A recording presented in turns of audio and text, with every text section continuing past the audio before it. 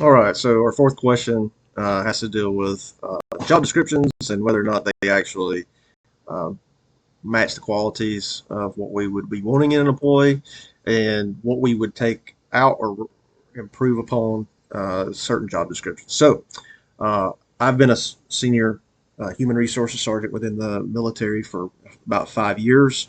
So, the job description that I've chosen to look at is a comparable job description for somebody in a human resources senior leader position.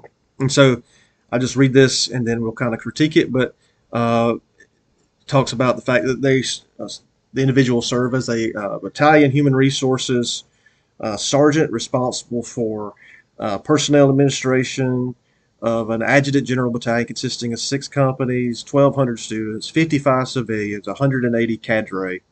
And then they manage the daily operations of the battalion S1 or personnel to include promotions, finance, awards, strength management, and assisting the officer of the battalion S1 in all HR planning and operations, and that they are responsible for the health, welfare, and training of one non-commissioned officer and 4 junior enlisted soldiers, along with responsible for accounting for $650,000 worth of equipment.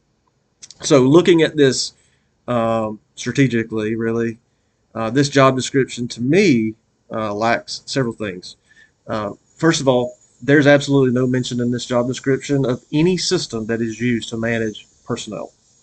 And this is absolutely essential to this job, to being able to do it successfully.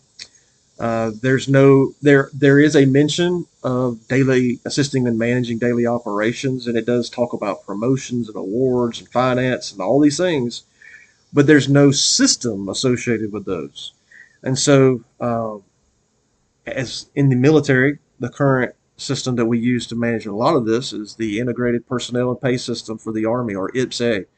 Um, Got to be proficient in IPSA to do this job successfully, and there's no mention of even the program. Also, working within personnel, it's not just one standalone system that we're in. It's multiple systems, and sometimes it can be a plethora of different systems that we have to go to get out information that we need. But again, there's zero mention of this in the job description. So I would absolutely want to add some sort of systems-based knowledge, requirements, and job uh, re- duty requirements of had to have so many years of experience within this personnel system. Otherwise, the person may come into the job and completely be lost. They may have had some form of uh, experience dealing with people or managing personnel, but without that specific system in place, it's set up for failure. And so I would definitely want to increase that or improve upon that and add that to the job description. Another major component of the job that's missing from this description is a keen understanding of Microsoft Office, specifically Excel. Uh, in this position, there's a lot of analytical data that gets processed, and we've got to do a lot of data mining and find out the answers to it. And so, having a really being really proficient in Excel is beneficial.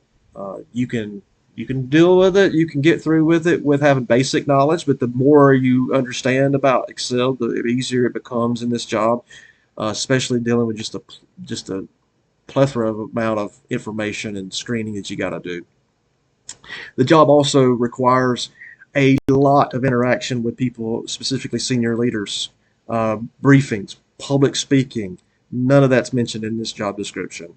Uh, it mentions a lot of numbers: 1,200 students, 55 civilians, that sort of thing. But uh, it it demonstrates their ability to have to work with different categories of people, but it doesn't really talk about the description of what that interaction looks like.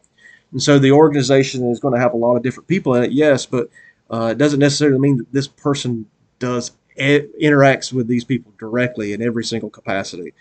I would either describe the interaction between the people or remove it from the job description completely, just because it doesn't necessarily have anything to do with the success of the person in this position. And then I would add those the Excel and the different personnel systems in which they actually are expected to work with it.